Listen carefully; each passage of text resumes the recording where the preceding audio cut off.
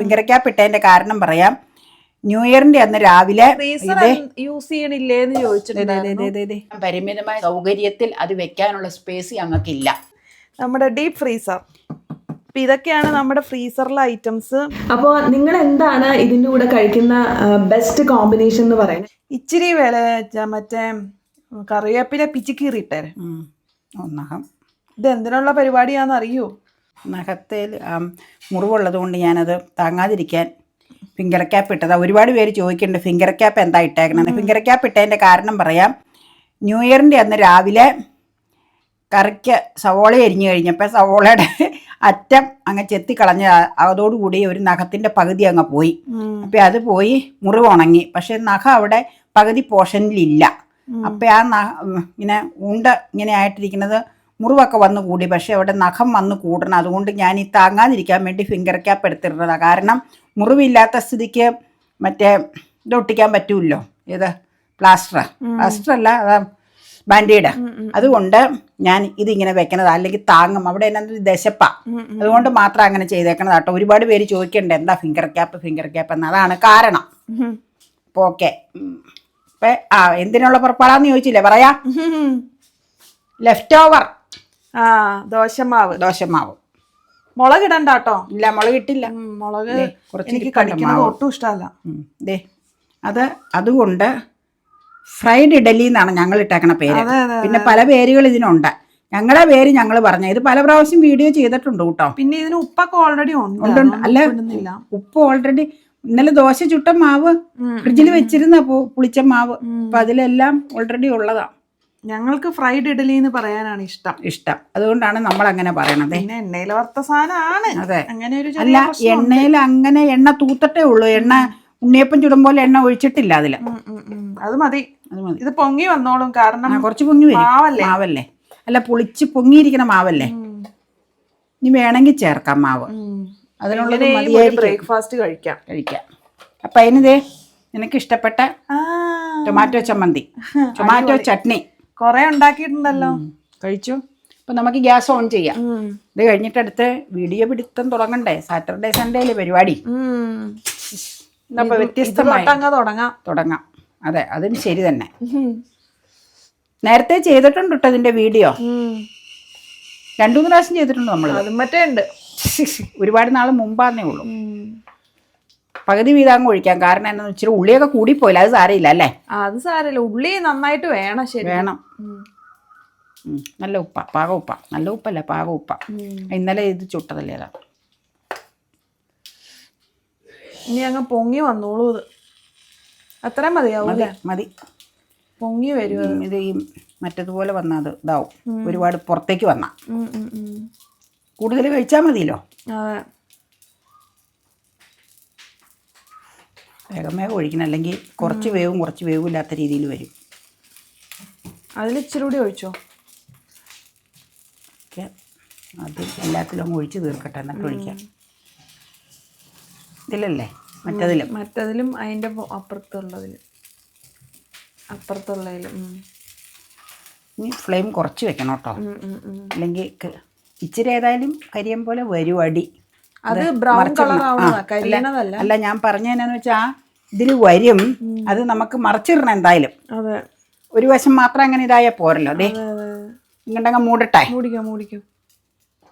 അത് കറക്റ്റാ. അത് സോസ്പാൻ്റെ. ഇന്ന് ഞാൻ കിച്ചണിൽ തയ്യാറാക്കാൻ പോണ സാമ്പാറല്ല, മുരുകറിയല്ല, മീൻകറിയല്ല, അങ്ങനെയുള്ള കറികൾ, രസമല്ല, അങ്ങനെയുള്ളതൊന്നുമല്ല. വ്യത്യസ്തമായ ഒരു കറി എന്ന് പറയാൻ പറ്റൂല, പിക്കിൾ എന്നും പറയാൻ പറ്റൂല, ഒരു തൊടുകറി, പുളിയിഞ്ചിയൊക്കെ പോലെയുള്ള ഒരു സംഭവം. ഞാൻ ഉണ്ടാക്കുമ്പോൾ എങ്ങനെയാവൂന്ന് എനിക്കറിയില്ല. എങ്ങനെയാണെങ്കിലും നിങ്ങളെ കാണിക്കണമല്ലോ. അത് എൻ്റെ അടുത്ത വീട്ടിലെ ഷൈല, ഞാനതിൽ നടക്കാൻ പോയപ്പോൾ എന്നെ വിളിച്ച്, ചേച്ചി ഒരു പുതിയ കറി ഉണ്ടാക്കിയിട്ടുണ്ടെന്ന് പറഞ്ഞ് എനിക്ക് വേഗം എടുത്തോണ്ട് വന്ന് ടേസ്റ്റ് ചെയ്യാൻ തന്ന. അപ്പം എന്നോട് പറഞ്ഞു, ഇനി കൊണ്ടോക്കോ ചേച്ചി എന്ന് പറഞ്ഞു. വേണ്ട, ഞാനിവിടെ ഉണ്ടാക്കിക്കോളാം എന്ന് പറഞ്ഞു. എന്നാൽ വീഡിയോ ചെയ്യാനായിരിക്കൂല. അപ്പം മെത്തേഡ് പറഞ്ഞു തന്ന.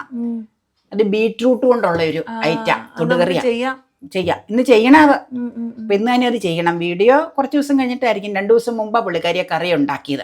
പിന്നെ വേറൊരു കാര്യമുണ്ട്. നമ്മുടെ ഇന്നലത്തെ വീഡിയോയിലില്ലേ, 30-ാം തീയതി വന്ന വീഡിയോയിൽ കമന്റ് ഉണ്ടായിരുന്നു. നമ്മുടെ ഫ്രീസർ യൂസ് അത് ഇപ്പൊ തന്നെ തുറന്ന് കാണിക്കാം. ഇത് കഴിയട്ടെ. ഇത് കഴിയട്ടെ. ഫ്രീസർ യൂസ് ചെയ്യണില്ലേന്ന് ചോദിച്ചിട്ടുണ്ടായിരുന്നു. മറിക്കാറായിട്ടില്ലെന്ന് തോന്നുന്നല്ലേ? ആയിട്ടില്ല. പറഞ്ഞോ ഫ്രീസറിന്റെ പറഞ്ഞോ. ആയിട്ടില്ല. പിന്നെ ഷേപ്പ് മാറിപ്പോ. ഫ്രീസർ യൂസ് ചെയ്യുന്നില്ലേ, കാണുന്നില്ല എന്ന് പറഞ്ഞിട്ടൊരു കമന്റ് ഉണ്ടായിരുന്നു. നമുക്ക് ഇപ്പൊ തന്നെ കാണാം. അതിന്ന് ഞങ്ങൾ ഓരോ സാധനം എടുത്ത് ഞങ്ങൾ എടുക്കണം. അപ്പൊ ഈ കാണിക്കുന്ന സാധനങ്ങൾ, അതിലിരിക്കുന്ന സാധനം എല്ലാം കാണിച്ചേക്കാം. ഇപ്പൊ ഇത് ചുട്ട് കഴിഞ്ഞ് ഇത് കഴിച്ചു കഴിഞ്ഞാൽ അപ്പൊ തന്നെ കാണിക്കാം. അതേ ഫ്രീസറിന്റെ പടം ഇവിടെ നിന്ന് തന്നെ അങ്ങ് എടുത്തോ. ഇപ്പൊ തന്നെ അങ്ങ് പോയി കാണിക്കാം. അല്ല ഇത് അങ്ങനെ സ്റ്റെബിലൈസർ മാറ്റണ്ടേ? അതെന്നാന്ന് വെച്ച് കഴിഞ്ഞാൽ ഫ്രീസർ ഇഷ്ടം പോലെ യൂസ് ചെയ്യണ്ട. അതിലിരിക്കുന്ന സാധനവും ഓൾറെഡി കാണിക്കാം. പൾപ്പുകളെ പല സംഗതിയുണ്ട്, കാണിച്ചു തരാം കേട്ടോ. നമ്മൾ മേടിക്കുന്ന സംഗതികളില്ലേ, ഇതായിട്ട് പറയണതല്ല, മേടിക്കുന്ന സംഗതികളെ എല്ലാ സംഗതികളും ആലോചിച്ചതിന് ശേഷം മാത്രമേ മേടിക്കുകയുള്ളൂ. എല്ലാ വീട്ടിലും അങ്ങനെയാണ് ചെയ്യണം ആൾക്കാർ. ആലോചിച്ചതിന് ശേഷം മാത്രമേ ഇച്ചിരി വിലപിടിപ്പുള്ള സാധനത്തിലേക്ക് കയറി പിടിക്കുകയുള്ളൂ, നിർബന്ധമായിട്ടും. അത് എല്ലാ വീട്ടിലും എല്ലാവരും ആലോചിക്കും. കാരണം നമ്മൾ രൂപ മുടക്കണതല്ലേ. അപ്പം അത് നമുക്ക് ഉപയോഗം എങ്ങനെയാണ്, ഇലക്ട്രിസിറ്റി ഉപയോഗം അതിന് വരണത് എങ്ങനെയാണ്, ഇതൊക്കെ ചിന്തിച്ച് 100 വട്ടം ആലോചിച്ച് എല്ലായിടത്തും സെർച്ച് ചെയ്ത് ഉപയോഗിക്കുന്ന ആൾക്കാരോടും അത് ചോദിച്ചതിന് ശേഷമാണ് നമ്മളിങ്ങനെയുള്ള സംഗതികൾ മേടിക്കുന്നത്. മേടിച്ചു കഴിഞ്ഞാൽ നിർബന്ധമായിട്ടും അത് യൂസ് ചെയ്തിരിക്കും. പിന്നെ നമുക്ക് പഴയ വീട്, ഞാൻ എപ്പോഴും പറയാറുണ്ട്, പഴയ വീടായതുകൊണ്ട് ഒരുപാട് പരിമിതികളുണ്ട് സംഗതികൾ വെക്കാനും സംഗതികൾ ഉപയോഗിക്കാനും. പലരും എന്നോട് പല സംഗതി എൻ്റെ ആൾക്കാർ ചോദിക്കാറുണ്ട്, ഇന്ന സാധനങ്ങളൊക്കെ മേടിച്ച് വെക്ക് ചേച്ചി, അപ്പോൾ ഈ കുക്കിങ്ങിന് എളുപ്പമല്ലേന്ന്. പക്ഷെ മേടിക്കാൻ എളുപ്പമാണ്, കുക്കിങ്ങിന് ഉപയോഗിക്കാനും എളുപ്പമാണ്. കാരണം പരിമിതമായ സൗകര്യത്തിൽ അത് വെക്കാനുള്ള സ്പേസ് ഞങ്ങൾക്കില്ല. അപ്പം അതുകൊണ്ട് ആ സാധനങ്ങളൊക്കെ വേണ്ടാന്നങ്ങ് വെക്കും. പല സംഗതി വലിയ റേറ്റ് ഒന്നും ഉള്ളതല്ല, പക്ഷെ നമുക്കത് പ്ലഗ് പോയിന്റ് വെക്കണം. അപ്പം 3 ഫേസിൻ്റെ ഇത്, പിന്നെ അതിൽ നിന്ന് പിൻ വെക്കാനുള്ള ഇത് ഓരോ മുറിയിലും ഓരോന്നിനും പ്ലഗ് വെച്ചേക്കണോണ്ട്, 3 പിൻ പ്ലഗ് വെച്ചേക്കണോണ്ട്, പിന്നെ അതിനുള്ള ഫെസിലിറ്റി ഇതിൽ നിന്ന് വലിക്കാനില്ല. അങ്ങനെയൊക്കെ പല വിഷയങ്ങളുണ്ട്. അതുകൊണ്ടാണ് അങ്ങനെയുള്ള സംഗതികൾ നമ്മൾ കണ്ണടയ്ക്കുന്നത് കേട്ടോ. അപ്പൊ തീർച്ചയായിട്ടും ഇപ്പൊ തന്നെ ഇത് കഴിഞ്ഞാൽ ഫ്രീസർ അങ്ങ് തുറന്ന് കാണിച്ചു. എന്നോട് പറയുകയും ചെയ്തു, ഞാൻ ഉപയോഗിക്കണ്ടെന്ന് പറഞ്ഞു ഒന്ന് കാണിക്കണോട്ടോ. തീർച്ചയായിട്ടും പിന്നെ കാണിച്ചേക്കാട്ടോ, ഒരു പ്രശ്നവും കാണിക്കുന്നതിന്. ഇതും കണ്ട് എടുക്കേണ്ടി വരും. നോക്കട്ടെ കേട്ടോ. വിട്ടു പോന്നോ? അത് കറക്റ്റ് പാകാട്ടോ. അത് സിമ്മിലിട്ടോണ്ട് കറക്റ്റ് പാകം. സിമ്മിലിടണം, അല്ലെങ്കിൽ അതിന് പാകം തെറ്റിപ്പോകും. ഇതും കണ്ട് എടുക്കാവോ നോക്കട്ടെ. ഇത് ഞാൻ അടുക്കളയിൽ നിന്ന് മേടിച്ചതാ.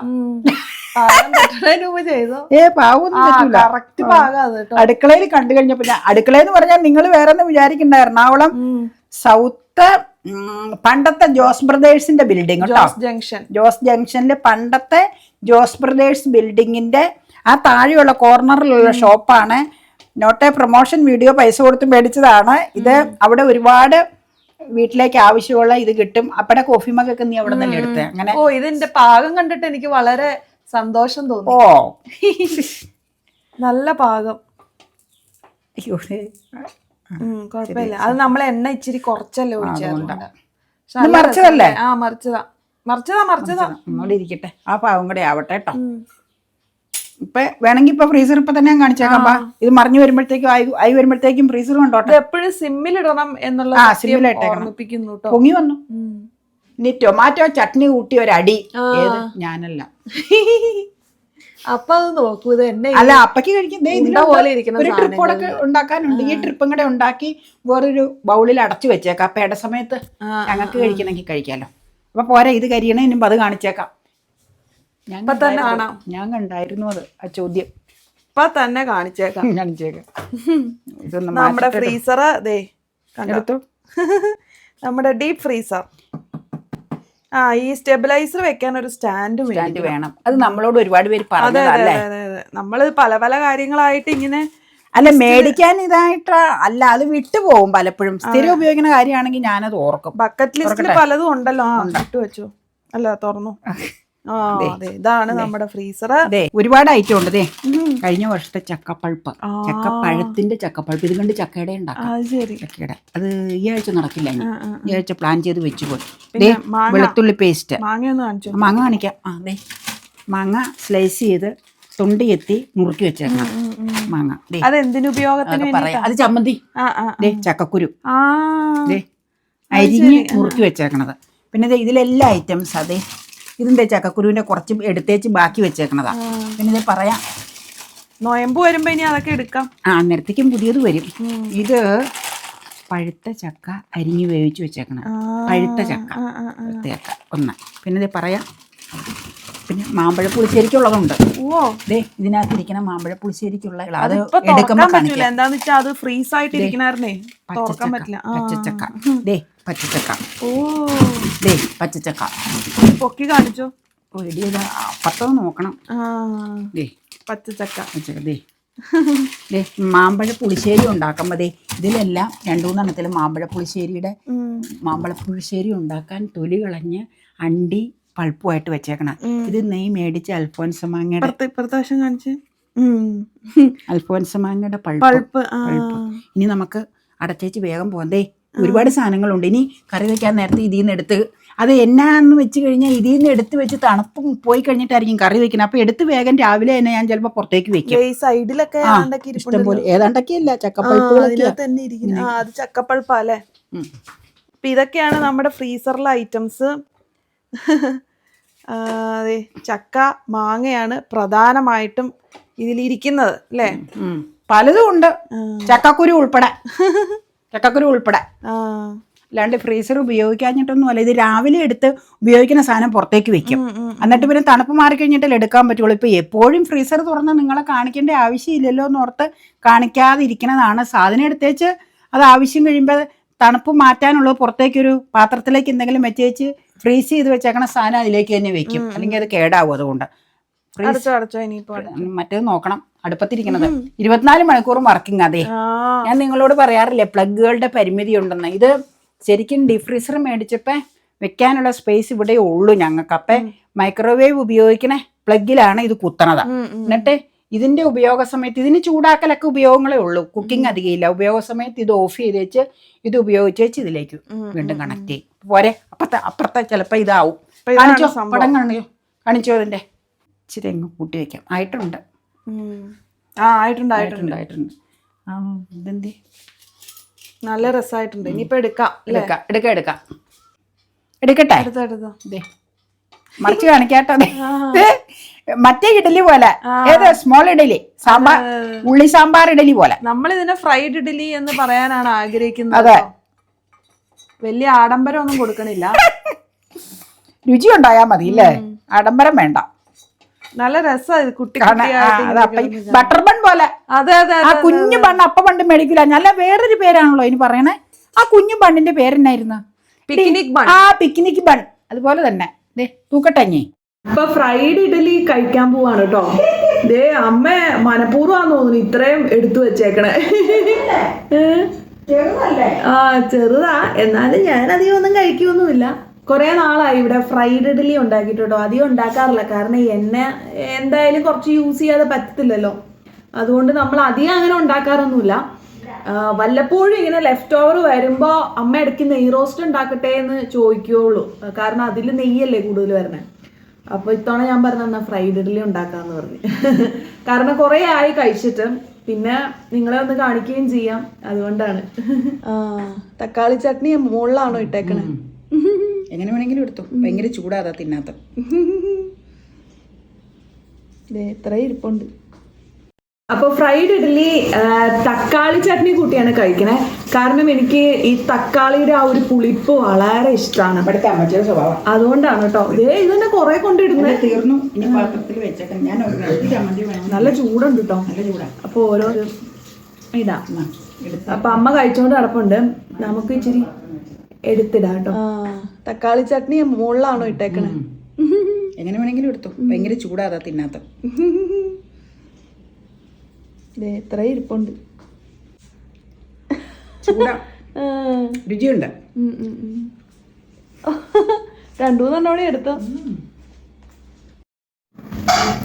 അപ്പോൾ നിങ്ങൾ എന്താണ് ഇതിൻ്റെ കൂടെ കഴിക്കുന്ന ബെസ്റ്റ് കോമ്പിനേഷൻ എന്ന് പറയുന്നത്? ഞാൻ തക്കാളി ചട്നിയാണ് കഴിക്കണേ. ഞാൻ പറഞ്ഞല്ലോ എനിക്ക് പുളിയുള്ളത് ഇഷ്ടമായി. അങ്ങനെ ഞാൻ ഇനി വേഗം തന്നെ കഴിക്കാൻ അങ്ങ് തീരുമാനിച്ചു. ഒരു ഫ്രൈഡ് ഇഡ്ഡലി എടുത്ത് തക്കാളി ചട്നിയിൽ ഇങ്ങനെ മുക്കി പൊക്കി പെരട്ടി അങ്ങ് എടുക്കുകയാണ്. ശരിക്കും പെരണ്ടില്ല എന്നുണ്ടെങ്കിൽ ഒന്ന് മുറിച്ചിട്ട് ഒന്നുകൂടി പെരട്ടാം, അപ്പോൾ ഉള്ളിലേക്കൊക്കെ നന്നായിട്ടൊക്കെ പെരളൂ കേട്ടോ. ഇനി നമുക്കങ്ങ് കഴിക്കാം. വായിൽ വെള്ളം വന്നണ്ടോ?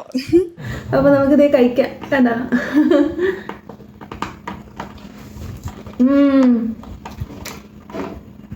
നല്ല രുചിയുണ്ട്, എനിക്കിഷ്ടമായി. പുളിയുള്ളതായിരുന്നു നല്ല രസം. ഈ ഫ്രൈഡ് ഇഡ്ഡലിക്ക് നല്ല ടേസ്റ്റ് ഉണ്ട്.